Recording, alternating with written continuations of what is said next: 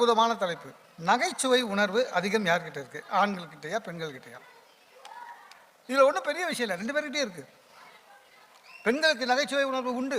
எப்பவே பாருங்க, யாருக்கு குறும்புத்தனம் அதிகமாக இருக்கிறதோ அவங்களுக்கு நகைச்சுவை உணர்வு அதிகம். பெண்களுக்கும் உண்டு. இதுல என்ன பிரச்சனைனா, பெண்கள் சிறு வயதிலிருந்தே வெளிக்காட்ட மாட்டார்கள். ஏன்னா கூச்சு சுவாபம், தப்பா நினைச்சிருவாங்க. அவங்க வளர்க்கப்பட்ட விதம், அதனால அவங்களுக்கு இல்லாத மாதிரி தெரியும். ஆண்களுக்கு அந்த கவலை இல்லை, அவன் எல்லாத்துக்கும் தயாராக இருக்கான். ஸ்கூலில் ஆரம்பிங்க சார். தமிழில் ஒரு கேள்வி கேட்குறாங்க, ஐம்பெரும் காப்பியம் சிறு குறிப்பு வரைக. பொம்பளை பிள்ளை யோசிக்குது, ஐயோ தெரியாது. பையன் அதெல்லாம் கவலையே பண்ண வேண்டாம் சார். பொம்பளை பசங்க தெரியல, குண்டலகேசி தெரியல, விட்டுடுச்சு, 2 மார்க் போச்சு. பையன் அப்படி இல்லை, அவன் யோசிப்பான். அதான் நகைச்சுவை உணர்வு. பேனா எடுக்கிறான், ஐம்பெருங்காப்பியம் சிறு குறிப்பு கொடுக்கிச்சான் 1, இது 5 காப்பியம் 2, 5 பெரிய காப்பியம் 3, 5 நல்ல காப்பியம். நீ மார்க் போடுவியா மாட்டியா? டேய், நீ என்ன கேட்ட? ஐம்பெருங்காப்பியம் சிறு குறிப்பு கேட்ட. ஐம்பெருங்காப்பியம் எதுன்னு கேட்டியா? இதான் சிறு குறிப்பு, எடுத்துன்னு போ சார். டீச்சரு கிளாஸ் ரூமில் சொல்கிறாங்க, ஸ்டூடெண்ட்ஸ் நம்ம ஸ்கூல் எப்பவும் க்ளீனாக இருக்கணும். அதுக்கு என்ன பண்ணுவீங்க? பொம்பளை பசங்களாம் ஒவ்வொன்றும் கை தூக்குது. We have to clean the classroom, madam. We should not throw the dish, madam. We have to keep the dustbin, use the dustbin. பையன் தான், எல்லாரும் வீட்டில் இருந்தாலே போதும் மேடம், ஃபர்ஸ்ட் கிளாஸாக க்ளீனாக இருக்கும் ஸ்கூலுன்னா. ஏன்னா அவனுக்கு தோணுதுங்க, எதுக்கு வந்து டஸ்ட்பினில் போட்டுக்கின்னு வராமல் வந்துட்டா டஸ்ட்பின் அந்த இடத்துலயே இருக்கும். இல்லை, தண்ணி மிச்சம், கரண்ட்டு மிச்சம், அவ்வளோதான். இப்போ ஒரு ஹஸ்பண்ட் அண்ட் ஒய்ஃபு ஹனிமூனுக்கு போகிறாங்க. இந்த டிவிக்காரனுங்க சும்மா இருக்க மாட்டானுங்க. ஹனிமூனுக்கு போகிறவனுங்கிட்ட போய் பேட்டி எடுப்பான். பேட்டி எடுக்கிறவன் சும்மா இருக்க மாட்டான், லேடிஸ் கிட்ட தான் கேள்வி கேட்பான். உங்களுக்கு பிடிச்ச ஹீரோ யார் அப்படின்னா, எல்லா பொண்ணுங்களும் பார்த்துக்கிட்டீங்களா, விஜய், அஜித், கார்த்திக், சூர்யா. ஒன்று கூட எங்கள் ஹஸ்பண்ட்னு சொல்லவே சொல்லாது. ஆனால் இவனும் கண்டுக்க மாட்டான். ஏன்னா இவனுக்கு தெரியும் நம்ம அந்த லெவலில் இல்லைன்னு. சண்டை போக முடியுமா? நீ எப்படி அஜித்துன்னு சொல்லுவ? சாப்பாடு நான் தானே போட போகிறேன். அவனுக்கு தெரியும் ஏதோ பெருந்தன்மையாக நம்மக்கிட்ட ஒய்ஃபாக இருக்குது, மரியாதையை காப்பாற்றிடும். அவன் சும்மா பக்கத்தில் அப்படியே ஒட்டி நிற்பான் சார், ஏன்னா ஃப்ரேம்லையாவது வர்றோமேன்னு. சார் உண்மையிலே சில பேருக்கு நகைச்சுவை உணர்வு உள்ளே இருக்கும் சார், இல்லைனாலும் வர வச்சுப்பான். அது ஆம்பளையால் தான் முடியும். பையன் லவ் பண்ணுறான் பொண்ணை, வேலண்டைன்ஸ் டே வருது, ஐ லவ் யூ வேண்டாம். அந்த பொண்ணு சொல்லலாமா, என்ன எல்லாரும் மாதிரி சாதாரணமாக ஐ லவ் யூ சொல்கிறேன், ஏதோ புதுசாக சொல்லு அப்படின்ச்சு. ஒரு நிமிஷம் கூட விடலங்க, டக்குன்னு சொன்னான், நீ செத்தினா உன் பொண்ணத்துக்கு நான் தான் கொல்லி வைப்பேன். இல்லை, தப்பு இல்லை. அதாவது லவ் பண்ணி கல்யாணம் பண்ணி நீ என் ஒய்ஃப் ஆகிட்டினா, நீ செத்து போயிட்டீங்கன்னா நான் தானே கொல்லி வைக்கணும். புதுசாக சொல்லுச்சுல, அதனால புதுசாக சொல்லிக்கிறான். நம்மளால் எதுக்குமே கவலைப்பட வேணாம் சார். 30,000 அடியில் பிளேன் போயின்னுக்குது சார். திடீர்னு பைலட்டோட குரல் ஸ்பீக்கரில் கேட்குது, ஓ மை காட் ஷேட்டோ, God saves the king.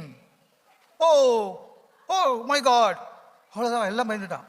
ஏன்னா கேப்டனே கத்துறான். அதில் ஒரு மெட்ராஸ்காரன் பேசஞ்சர், என்னதான் ஆச்சு பார்க்கலான்னு உள்ளே போனான். காக்பிட் தான். ஏன் கத்துனேன்? ஓ சாரி சுவிட்ச் ஆஃப் பண்ணல, சாரிண்ணா. இல்லை நீ ஏன் கத்துன? என்ன ஒன்றும் இல்லை, காஃபி குடித்தேன், ஷேக் ஆகி காஃபி பேண்ட்டில் நனைஞ்சிச்சு. இவன் சிச்சின்னா சொன்னான், நீ கத்துன்ற அங்கே வந்து பாரு, எல்லா பேண்ட்டும் நனைஞ்சிக்குது. சார் ஒய்ஃபு கோயிலுக்குள்ளே வந்து கும்பிட்டுக்கினே இருக்குது, வா போகலான்றான். இருங்க, என்னம்மா இவ்வளோ பக்தியாக கும்பிட்ற? இல்லைங்க, இந்த வாழ்க்கை எனக்கு ரொம்ப மகிழ்ச்சியாக இருக்குது. ஒய்ஃபு, இதே கடைசி ஜென்மமாக இருக்கணும்னு வேண்டிக்கினேன். உடனே சொன்னான் அவன், போன ஜென்மமே அந்த மாதிரி வேண்டிக்கூடாதா, இந்த ஜென்மத்தில் நான் உருப்பட்டுருப்பேன். சார் ஒருத்தன் ட்வின் சிஸ்டரில் அக்காவை கல்யாணம் பண்ணினான். அவன் ஃப்ரெண்டுக்கு ரொம்ப டென்ஷனு. டேய், 2 குழந்தை, 2 பொண்ணு, 2 ஒன்றா இருக்குது, நீ அக்காவை கல்யாணம் பண்ணிக்கினியே, எது தங்கச்சி எது அக்கான்னு எப்பறம் நீ கண்டுபிடிப்பேன்னா? நான் ஏன்டா கண்டுபிடிக்கணும்? அவங்களே உஷாராக இருக்க வேண்டியதான், நம்ம ஒன்றும் பண்ண முடியும். ஆக வாழ்க்கையில் மகிழ்ச்சியாக இருக்கணும். அந்த மகிழ்ச்சியாக இருக்கிறதுக்கு நகைச்சுவை உணர்வு வேணும். நகைச்சுவை உணர்வு என்பது பெண்களுக்கும் இருக்கிறது. ஆனால் கூச்ச சுபாவத்தால் அவர்கள் அதை வெளிக்காட்டவில்லை. ஆண்கள் அதை வெளிக்காட்டுவதை தவிர வேறு வழி இல்லை. அதனால் ஆண்கள் தான் அதிகமாக நகைச்சுவை உணர்வோடு இருக்கிறார்கள். மோகனசுந்தரம் சார் பேசும்போது நானும் சிரிச்சுக்கிட்டு தான் இருந்தேன். ஆனால் அவருக்கு சமீப காலமாக ஒரு கவலை. கூட பேசுகிறவங்களுக்கு வயசு எவ்வளவு? காலையில் எனக்கு 45-50ங்கிறதுல அவருக்கு கவலை. இப்போ அவங்களுக்கு 60-65ங்கிறதுல கவலை. 2ஆம் கல்யாணம் பண்ணிட்டு ஒரு புருஷன் வந்து ஒரு மனைவியை வீட்டுக்கு கூட்டு போயிருக்கார். முதல் மனைவி இறந்துட்டாங்க. நேராக கூட்டிகிட்டு போயிட்டு பூஜை அறையில் நிறுத்தி, இது உங்கள் அக்கா, கும்பிட்டுக்கோ. உங்கள் அக்காவனுடைய சேலை அங்கே வச்சுருக்க, அதை எடுத்து கட்டிக்கோ. அவங்க பற்ற வச்ச அடுப்பு அங்கே இருக்குது, அதை பற்ற வச்சு பால் காய்ச்சிக்கோ அப்படின்னு சொல்லுவாங்க. அப்படியே ரிவர்ஸில் வாங்க. ஒரு பொண்ணு வந்து மறுமணம் பண்ணிக்கிட்டா, 2வது புருஷனோட வீட்டுக்கு போகிறா. இதான் உங்கள் அண்ணன், கும்பிட்டுக்கோ. அங்கே வச்சிருக்கிறத ஒரு பேண்ட்டு எடுத்து போட்டுக்கோ. சொல்ல முடியுமா? சொல்ல முடியாதுல்ல. அப்படிதான் இவர் பேசினார்ல, ரெட்டை பெண்களை கல்யாணம் பண்ணிக்கிட்டீங்கன்னா என்ன பண்ணுவீங்கன்னா அது அவங்கவுங்க தான் பார்த்துக்கணும். ஒரு பொண்ணு சொல்ல முடியுமா? அதை ஒரு ரெட்டையரில் ஒருத்தரை கல்யாணம் பண்ணிக்கிட்ட ஒரு பொண்ணு சொல்ல முடியுமா? எங்கள் அணியில் 2 பேர் பேசினது அவ்வளோ பேசினாங்களே. இவங்க அணியில் நடுவில் உட்காந்துருக்கிறார் ஒருத்தர். அவர் பேரே சரவண அப்பா. அவர் வந்து பேசினார். ஒரு இடத்துல நின்னார் மனுஷன். என்ன டாக்டர்னு கேட்டேன். இஎன்டி டாக்டர்னு சொன்னாங்க. இப்படி ஆடி பாடித்தான் பேசி ஆகணும். இஎன்டி டாக்டர் சர்ஜரியில் என்ன பண்ணுவார்னு யோசிச்சேன் நான். காலையிலேருந்து இந்த போடியம்மா பாதுகாத்து வச்சிருந்தோம், பூலாம் கட்டி. நான் பேசினேன், மோகன் பேசினாரு, ஐயா பேசினாரு, அப்படியே இருந்துச்சு. இந்த மனுஷன் வந்து போட்ட ஆட்டத்தில் அதில் இவர் வீட்டில் வந்து எனக்கு ஒரு அனுபவம் இருக்கு. எனக்கு வீட்டுக்கு மாசத்துக்கு வந்து எங்கள் வீட்டில் உறவினர்கள் வருவாங்க. ஒவ்வொரு மாசத்துக்கும் வந்துருவாங்க. அவங்க ஒரு பெரியப்பா, 2 சித்தப்பா, ஒரு அத்தை எனக்கு கரெக்டாக வந்துருவாங்க. அவங்க வரும்போதெல்லாம் எங்கள் அம்மா என்ன பண்ணுவாங்க, அவங்கள நிற்க வச்சு எங்களுக்கு வந்து அட்வைஸ் பண்ண சொல்லுவாங்க. 45 நிமிஷம் அட்வைஸ் பண்ணுவாங்க ஒவ்வொருத்தரும் ஒவ்வொரு மாசமும். இதுல எங்க தெரியுமா வலி? அதுல ஒரு சித்தப்பாவுக்கு அட்வைஸ் பண்ணவே தெரியாது. பிரச்சனை என்னன்னா அட்வைஸ் பண்ண தெரியாதுன்னு அவருக்கு தெரியாது. அப்படிதான் இருந்துச்சு. கையில எங்களுக்கு நிறைய நகைச்சுவை உணர்வு இருக்கு. நீங்க வந்து மனைவிமாரை கிண்டல் பண்ற மாதிரி எல்லாம் எங்களால புருஷன்மார்களை கிண்டல் பண்ண முடியாது. அந்த பண்பாட்டின் கோடு இருப்பதனால்தான் தான் குடும்பம்ங்கிற நிறுவனமே அழகியலோடு இருக்கு. நாங்க சொல்லிட முடியாது. பெண்களிடத்துல 2 நகைச்சுவை இருக்கியா, அந்த உணர்வு இருக்கு. நீங்க பார்த்தீங்கன்னா குழந்தை கிட்ட இன்னசென்ஸ்ல ஒரு நகைச்சுவை இருக்கும். பாட்டி இருக்கால, அவகிட்ட ஒரு இன்டெலெக்ட் நகைச்சுவை இருக்கும். அந்த இன்டெலெக்ட் நகைச்சுவைக்குள்ள ஒரு சர்க்காஸ்டிக்கா ஒரு அப்படி பேசிட்டு போவாவ. எங்க அம்மா கல்யாணம் ஆயிட்டு நான் வாசல் அப்படி தாண்டறேன். எங்க அம்மா சொன்ன வார்த்தை சத்தியா நடந்தது. எங்க அம்மா சொன்னாங்க, இங்க பாரு, உன் வாய் துடுக்கலாம் இனிமேல் போற இடத்துல காட்டக்கூடாது. ஒழுங்கு மரியாதையா இருக்கணும். வந்தா புருஷனோட தான் இந்த வீட்டுக்கு வரணும், இல்லைன்னா வரக்கூடாது. சரியா? போ. அம்மா எங்க அம்மா இப்படி படுத்துட்டு இருந்துச்சுங்க. அப்படி படுத்துட்டு சொல்லிச்சு, ஏய் சுல்தான் இங்க வா. தமிழ்ல தான் பேசுவாங்க. என்ன சொல்லிச்சு ஃபைசு? அம்மா பேர் ஃபைசு சார். என்ன சொல்லிச்சு ஃபைசு? கேட்டல, கல்லானாலும் கணவன், புல்லானாலும் புருஷன்ச்சு. இங்க பாரு, பயப்படாத, உக்காரு உக்காரு, சொல்லு, பயப்படாத. கல்லானா கணவன் கிடையாது, புல்லானா புருஷன் கிடையாது. என்ன சொல்றேன்? கல்லானா ரோட்டுக்கு, புல்லானா மாட்டுக்கு, போயிட்டு வா அப்படின்னு.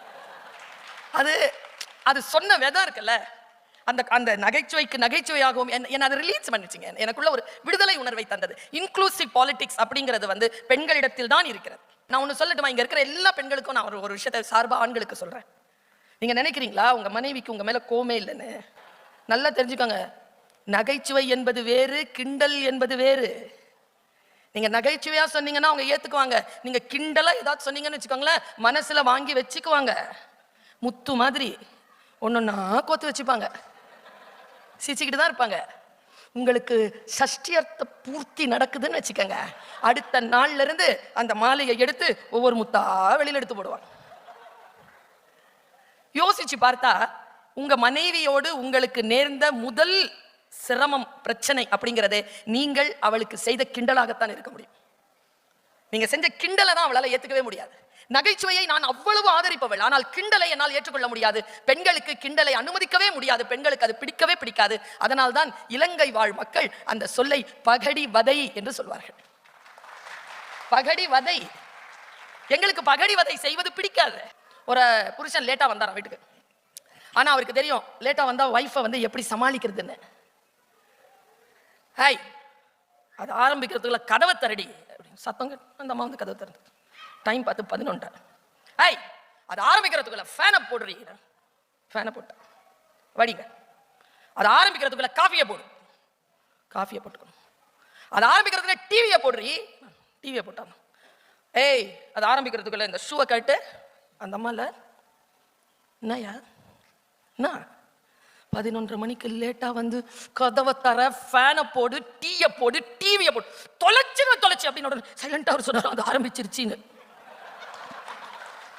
என் ஆயுதங்களை நீயே முடிவு செய்கிறாய். நகைச்சுவை நடிகர்கள்ல ரொம்ப ஒரு பெஞ்ச் மார்க் அப்படின்னு சொன்னா வடிவேலு சார சொல்லலாம். இந்த கோவிட் காலத்துல நம்முடைய வாழ்க்கையை வந்து ரொம்ப இலகுவா கூட்டிட்டு போன நகைச்சுவையாளர்கள்ல மோகனசுந்தரம் எப்படி இலக்கிய துறையில இருக்கிறாங்களோ, சினிமா துறையில வந்து அவருடைய சவுண்ட் இருக்குல்ல, சும்மா சவுண்ட் மட்டும் தான் சொல்வாரு, இது பேச்சே கிடையாது. அப்பா அப்படி பாப்பார்ல, வடை போச்சு, அவ்வளவுதான் ஜோக்கே. இதுக்கு தாய் யார் நினைக்கிறீங்க? இதுக்கு யார் நினைக்கிறீங்க தாய்? மனோரமா அம்மா தான். அவர்களிடம் இருந்து தான் வந்தது. தில்லனா மோகனம்மாள்ங்கிற படங்க, அதுல சிவாஜி கணேசன் ஐயா செவாலியர் என்ன மாதிரியான நடிப்பு, உலகத்துல அவரை விஞ்சிறதுக்கு ஆளே என்ற அளவுக்கு பெர்ஃபார்ம் பண்ணிட்டு இருக்கும்போது அப்படியே வெத்தலை பாக்கல மடிச்சு அப்படி சாப்பிட்டு முழுங்கி இருக்கும் மனோரமா இருக்கிற. அதை ஏன் கேக்குறீங்க? இங்க வாங்களே, இந்த சொல்லு இருக்குல்ல, ஏன் முடிஞ்சதுங்க. 1000 பேர் வந்தாலும் பக்கத்தில் நிற்க முடியாதபடிக்கு ஏங்குறேன். இந்த நாயனத்துலதான் உங்க சத்தம் வருமா, இல்ல எந்த நாயனத்திலையும் இதே சத்தம் தான் வருமா? அந்த அம்மாவனுடைய நடிப்பு இருக்குல்ல, 1000 நகைச்சுவை நடிகர்கள், ஆண் நடிகர்கள் வந்தாலும் அந்த ஒரு பெண்ணை விஞ்சுவதற்கு இன்றைக்கும் நம்முடைய தமிழ் திரை உலகில் ஆளே கிடையாதுங்க.